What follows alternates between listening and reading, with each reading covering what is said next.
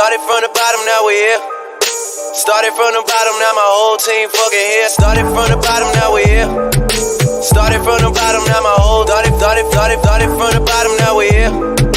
Started from the bottom, now my whole team fucking here. I done kept it real from the jump. I done kept it real from the jump. Started from the bottom, now we here. Started from the bottom, now my whole team fucking here. Started from the bottom, now we here. Started from the bottom, now my whole team fucking here. Started from the bottom, now we. I done kept it real from the. I done kept it real from the jump. Living at my mama's house, we'd argue every month, nigga. I done kept it real from the jump. Living at my mama's house, we'd argue every month, nigga. Started from the bottom, now we here. Started from the bottom, started from the bottom, now we here. Started from the bottom, now my whole team fucking here. I done kept it real from the jump. I done kept it real. I done kept it real from the jump. Yeah. This is for all you non-philosophizing black sheep, unwelcome, pushed to the side motherfuckers like me. Fuck what they say. Tang gang, Atheist Your Way. Yeah. Fuck what they say. Tang gang, Atheist Your Way. Ha ha ha. Let's get down to business. These bitches got glitches. And you thought you'd dismiss us? Nah. Now I'm laughing in stitches. See, the problem be, it'll be a tragic travesty to come after me. So just know this is how we get down. Respect that shit like a pronoun, bitch. Yeah. Fuck what they say. Tang gang, Atheist Your Way. Yeah. And fuck what they say. Tang gang, Atheist Your Way. Yeah. Fuck what they say. Tang gang, Atheist Your Way. Yeah. Fuck what they say. Tang gang, Atheist Your Way.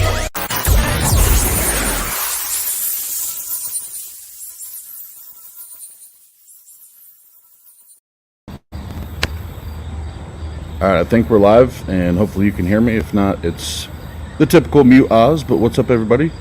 Welcome to another OZone live on a Sunday afternoon. Hope everybody's doing well. Everybody in the chat, welcome. And I'll skip all the announcements and everything this time because I've wasted enough of these folks' time setting up and resetting up and setting up.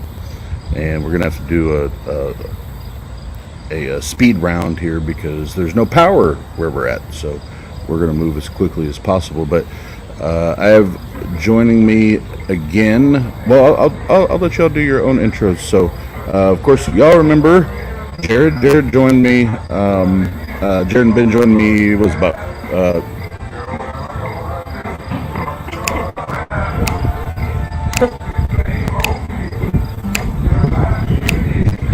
Jared and Ben joined me about a month ago. I think it was. Now time flies. How are you guys? Good, how are you? Good. And then Natalie.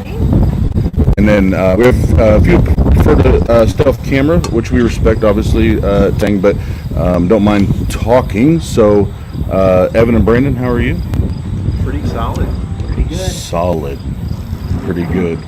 And Evan's still intrigued by me being a Christian rapper, so... It's like the epitome of cringe in my mind. The epitome of cringe, he says. But like I said, I wanted to... see, that's what I was afraid of. Let me see if I can switch my view. I'm trying to remember where my microphone is on this. I'll try to block it. I think I know where it's at. But we want to talk about the group first. So, Jared, if you would just give everybody a reminder. Obviously, we're in Fort Wayne, Indiana. We're downtown, looking at the apartments Jena and I will be living in. But Jared, give everybody a reminder. Name of the group, when you started, what the purpose is, what your goals are, that kind of thing. Yeah, we're the Humanist Fellowship Assembly, obviously based here in Fort Wayne. We started about a year ago. It's been, I think, October 3rd is our first meeting last year. And I mean, our goal is to help the community and to help ourselves be as happy and successful and just have a community for non-believers to come together and enjoy Sunday afternoon, have lunch, just have a good time. That's pretty much our goal. Absolutely. In the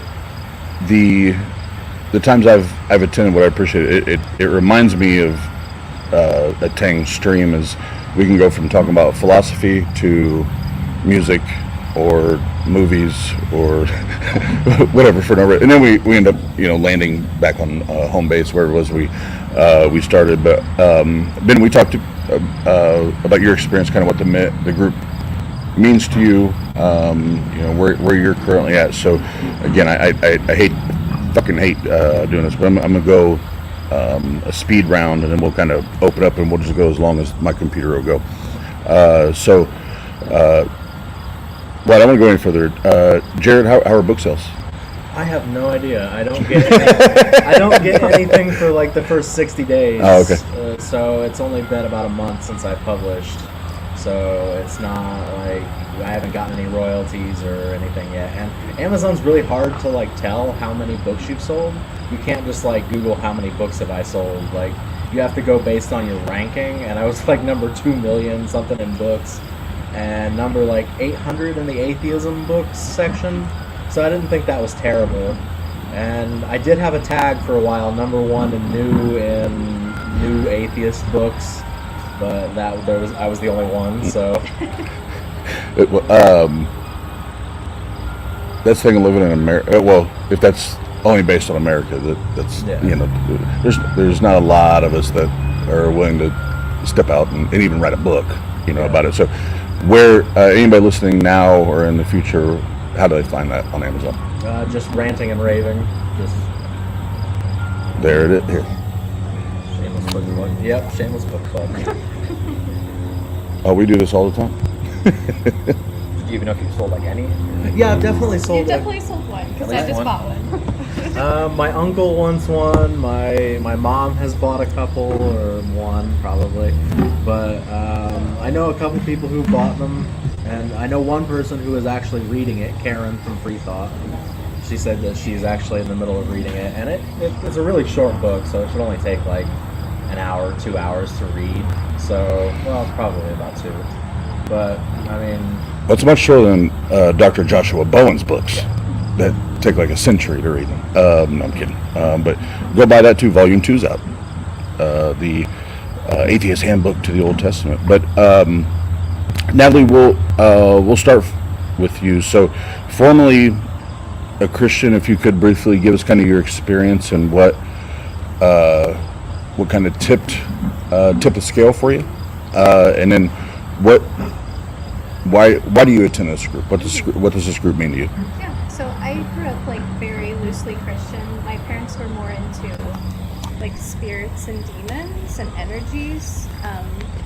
So growing up thinking everything in my life was influenced by supernatural. And then I moved to Utah for a little bit, and I was in a very dense Mormon population, and it kind of opened my eyes to these cognitive dissonances that I had had. Like, how do I know they're wrong and I'm right? And I started moving the wheels, and eventually I just found, online communities and realized the way I was thinking wasn't right. So I think I've been atheist for about 4 years, but I come to this meeting because I didn't have any community. I didn't have anyone to talk to about this. I didn't know if these new ways I was thinking was accurate, or if am I broken?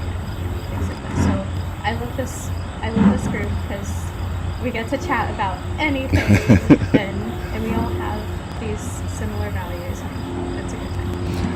And so when you moved to Utah and being surrounded or being inundated with the Mormon worldview or religious view, whatever you want to call it, through that process, is there one thing you can look back at and kind of point out that this is like the first, or maybe even the last thing was like, yeah, I don't have a good reason to believe this anymore?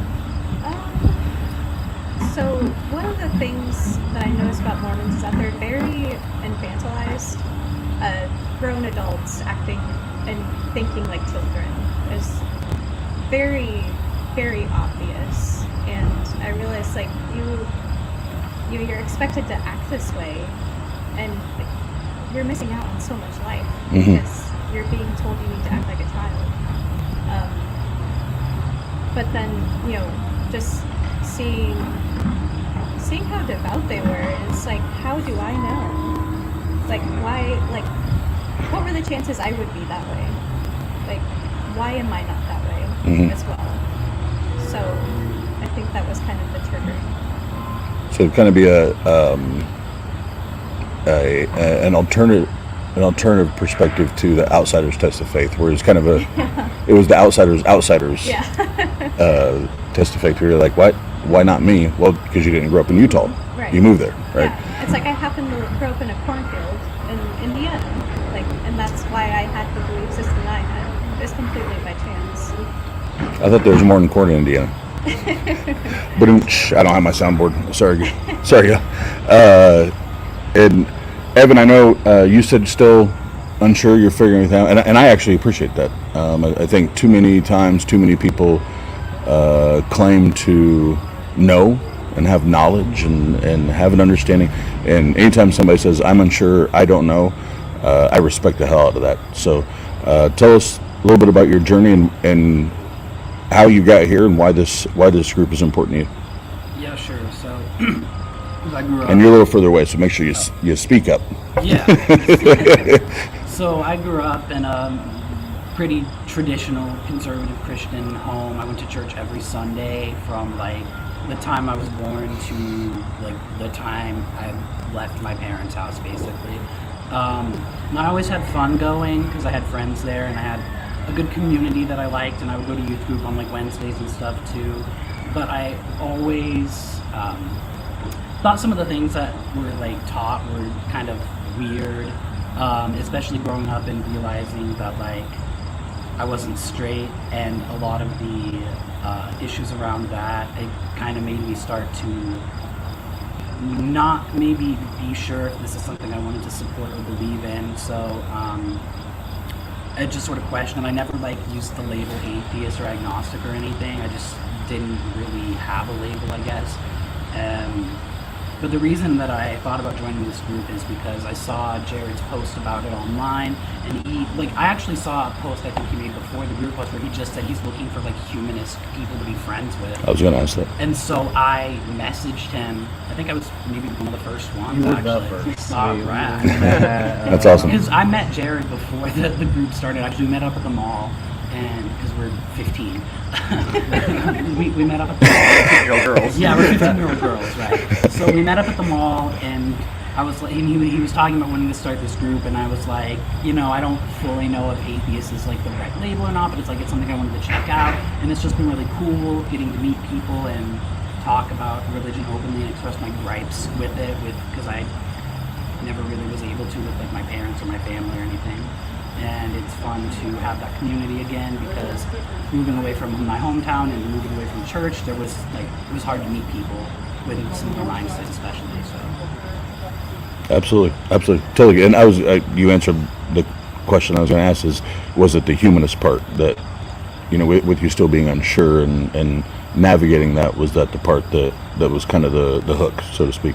Yeah, that pretty much is. I mean, obviously, I'm not like opposed to being friends with Christians or anything like that, as long as they're like civil with it and not hurting insane. people. Yeah. But the idea of like humanism seemed cool. It's like, hey, just like be a good person. And I think that's probably like. How dare you? But yeah, exactly. It's like that's. How dare you? The thing to do, I guess. So. But good people love Christian hip hop. I guess I'm not a good person. And Brandon, so same question or line of questions for you. So kind of your background and you know, briefly how you got to where you're at currently. I know formerly Christian, and then you know why you show up here. What's this mean to you? Well, so I grew up in Michigan, so my parents weren't super religious. Like my dad is an atheist, but my mom was a Christian. I was more dragged to church by my grandparents, and they went to a pretty evangelical church. You know, heard a lot of the hits growing up, like gay people deserved AIDS. You know, yeah. I think there was a point where I was very regrettably into the Christian apologetics side of it. So I looked up like a lot of Ken Ham, you know, whatever bozo you want to put in there. And then like doing my own research for books that were sympathetic to other religious beliefs instead of like constructing them to straw man to dunk on. I kind of went into that same thing that Natalie did, like the, man, how do we know we're right? And then it just kind of snowballed more and more. Now I would say I'm scientifically agnostic, but for normal people in normal conversation, I'd be saying I'm an atheist. And yeah, I think that's probably the I don't even know if I'm phrasing this correctly, but that's probably the cleanest way to do it, because when you start slapping the agnostic atheist, or it's like, well, what the fuck, and then you got to just, you know, no, I don't believe, I don't have a good reason to believe that God's there, you know, and we don't even have to get into the lack thing. It's just, no, I don't believe. But I went through that with my brother-in-law just a few days ago. I was like, no, I'm an agnostic atheist. I don't know, but I also don't believe. And he was like, you just sound confused. No, I'm not confused, man. I know what I'm talking about. And you know, for those that did, whether you jumped, you know, both feet into this the pool of apologetics or whatever, you know, and Brandon, if I don't know how far you got into it, but it does get, that's a very easy bone to pick with atheists.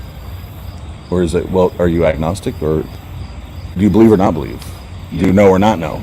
You know, like you just sound like you fucked everything up. Yeah, so a bit of a live stream confession. So I got into many cringe arguments, like on Facebook and YouTube comments, right after, so also in the L train that I was on in that period of time, I was hyper-conservative too, so I unironically watched, like, Hannity at 6 a.m. before high school. Yeah, I know, like, lots of L taking in that period of time.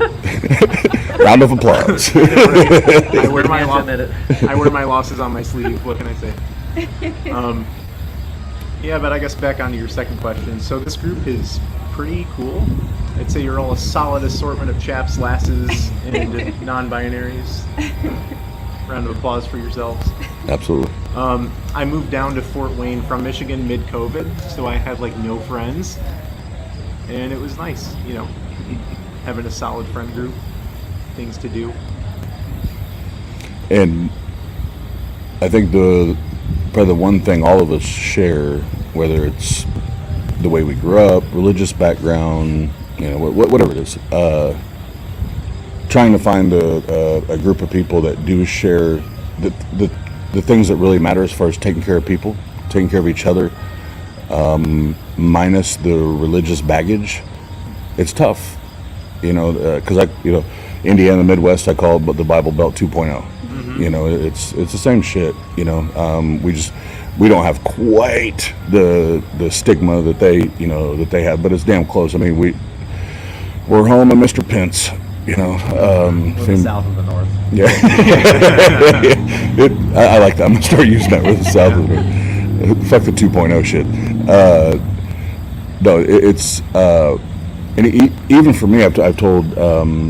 Jena, and Jena's on here, and I know she has probably already said in the chat because I'm not looking at it, but she can't wait to be here and hang out with all of us. But I know for me, when I met you guys at Better, it was like, holy shit, there's something in fucking Fort Wayne?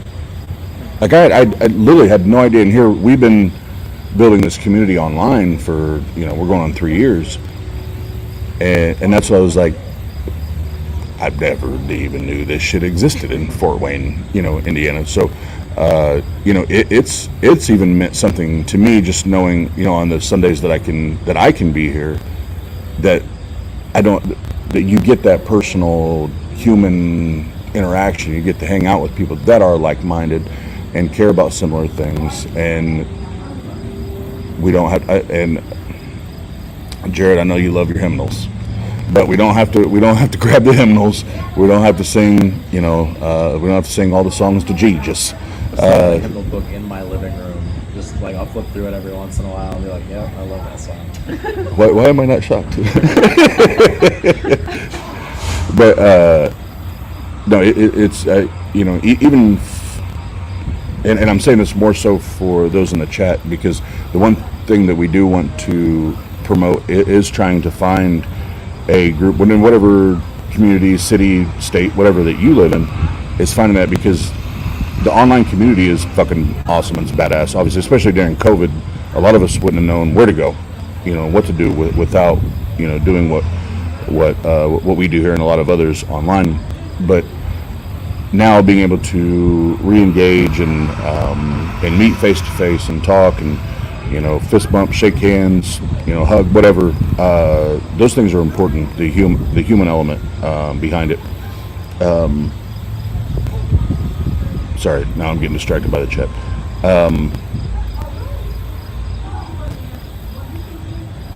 Babe, I saw you commented when we first started. I just haven't been watching. Sorry, she put a comment. She's like, "How do you know I was here?" I already saw you comment. But I have. So I had this really bright idea while we were talking. My battery's at 10%. So as soon as this fucker dies, I'll jump on my phone. We'll go to Discord, because that takes up way less battery on my phone. We can just chat, and then that way nobody has to worry about cameras or anything like that. So we can still chop it up, and y'all can join us there. And then that way we engage, and y'all can get to know them. They can get to know you. That might be even better. So we'll see. But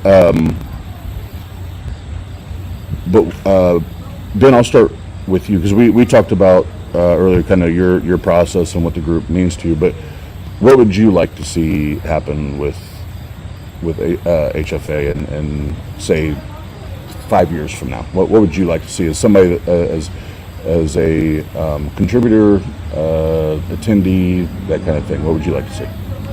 I guess it's a minimum. I mean, I'm happy with what it is right now, what it's doing, whether it grows or not. It's still a good group of people, and whether we have 5 people, 10 people, or 50 people that come, we can still get together, and we've done some community projects, which I've been a fan of doing those, and I assume we could do more once fall hits. Everyone needs their leaves raked, and over the winter everyone needs their driveway plowed. And there are plenty of elderly people in Fort Wayne, who can't afford to hire someone. They can't do it themselves. They maybe don't have family who can do it. So I hope we can continue to work on some of those volunteer projects. Just get together, do events, have birthday parties for each other. Ideally, I guess my vision for things, if it were to grow and expand, I guess I don't see any reason why it couldn't be even very similar to a church type thing, where if we had somewhere to meet, somewhere inside every Sunday, and even if we wanted to play music, it doesn't have to be worship music obviously, but just any type of music, and have someone give a little speech or something. But I guess if it were to grow to be a whole lot of people, to have some big central meeting place to do things every week. Can we sing out of Jared's hymnal? And maybe kind of ironically, I guess. There's power in the blood. There is power. Okay, don't get me started. No, and fuck you, Christians. You're not the only ones that you don't have ownership over fellowship and gatherings. There's no such thing. You don't get to take that and just call it yours. So fuck you. Natalie, how about you? I'm hoping we'll be recognized as a nonprofit by then, which I think we have a GoFundMe for it. Yeah, we haven't raised any money on the GoFundMe, which it's not that big a deal. currently trying to buy a house, and once that goes through, if I have enough money left over, I plan on just using that to fund our becoming a nonprofit. And then once we do that, I hope to start doing some fundraising and some stuff in the local community. And then, like Ben said, I really want to have like a legit meeting spot, like somewhere where we can get together and not have to worry about whether it's raining or what we're gonna do for lunch, or like we can just go there, have our meeting, just like a regular church meeting. Somebody does like a sermon type thing, and then just do our own thing in our own space instead of having to do it here at the park. And then everybody goes out and gets lunch together or does whatever they want together, and then call it a day. I mean, that's what I see for the group. Whether it's just us, like 8 or 9 that usually meet, or it's 40, 50, 60 people, like, I don't really care. I enjoy it the way it is now, and I could see it changing. I could see it staying the same for the next however long we decide to keep meeting. Absolutely. And I'll say what I was going to say till everybody else talks. Evan, how about you? What would you like to see? I think it would be cool if we were able to, I mean, just kind of echoing what everybody else has said so far, being a nonprofit I think would be nice. I like the group we have now. You know, we have us 6 here, and we sometimes have a couple of extras as well, and I think everybody gets along decently, and I like that. But I also think it would be cool if, you know, we were able to grow some, even if it's not some astronomical amount. Like if we had, I don't know, maybe like 15 or so people showing up on a regular basis, I think that'd be cool, or at least maybe like an online presence or community. And I think it would be nice if we had like a place we could do like music together, or Brandon and I are like trying to start. No, Brandon and I are trying to start a band right now. So we're gonna start a band. Do like Jared has made like an atheist, like a humanist, like Spotify playlist, I think. So we'll just have to do covers of songs. Yeah, I just think it'd be cool to keep it going. Maybe see it grow a little bit. Maybe find a permanent spot where we can just settle down and have our meetings there. Awesome. And then just because I'm at 5%, so Brandon, I want to make sure you have plenty of time to talk. How about you? Because if it cuts me off, I don't care. I don't want it to cut you off. Well, I think like a lot of the things that's kind of been rehashed, or we've talked about it before. I'd like to see us kind of take over like the traditionally more Christian donation charities, like the food banks. Eventually, in the distant future, I'd like to see us take over like a homeless shelter. You know, as opposed to the ones now where like, do you accept Jesus as your Lord and Savior? Then you get to stay here, not on the streets. Like, very, very cool. Yeah, and just kind of growing the group, having a place to meet would also be pretty cool. And then the band too. The whole music thing.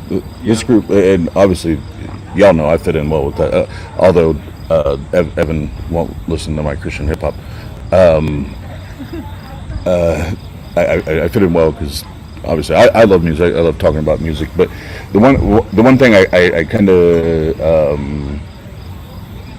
I was playing the presuppositionalist when I asked that question, because I had a feeling that most of you or all of you would say, I don't really care if it grows as far as numbers. I want or need the community, the friendships, and whether it's 5, 10, 20, 300, you know, I just need to know I have that place where I can just be me, chill the fuck out, relax, you know, and I think that's what most of us are looking for, especially those that have left any type of fundamentalist, you know, Christian background. Is that's the first thing that's ripped away from you is that sense of community, you know, and connection. But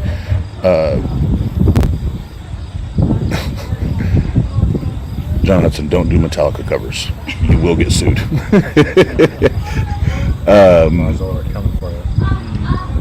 Well, if you play drums and rap, we could be like atheist gorillas.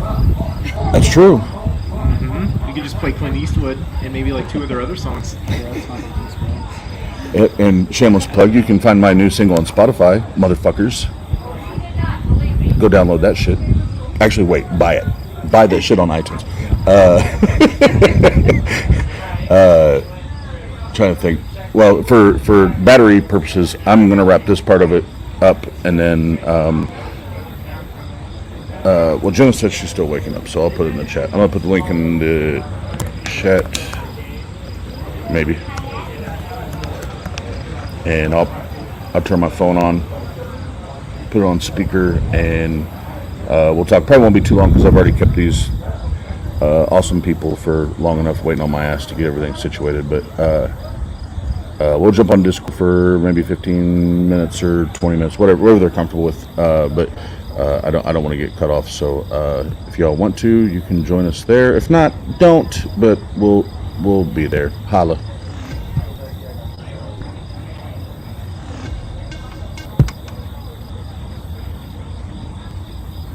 Play. Yeah. This is for all you non-philosophizing black sheep, unwelcome, pushed to the side motherfuckers like me. Fuck what they say. Tang gang. Atheist Your Way. Yeah. Fuck what they say. Tang gang. Atheist Your Way. Let's get down to business. These bitches got glitches. And you thought you'd dismiss us? Nah. Now I'm laughing in stitches. See, the problem be, it'll be a tragic travesty to come after me. So just know this is how we get down. Respect that shit like a pronoun, bitch. Yeah. Fuck what they say. Tang gang. Atheist Your Way. Yeah. And fuck what they say. Tang gang. Atheist Your Way. Yeah. Fuck what they say. Tang gang. Atheist Your Way. Yeah. Fuck what they say. Tang gang, atheist your way.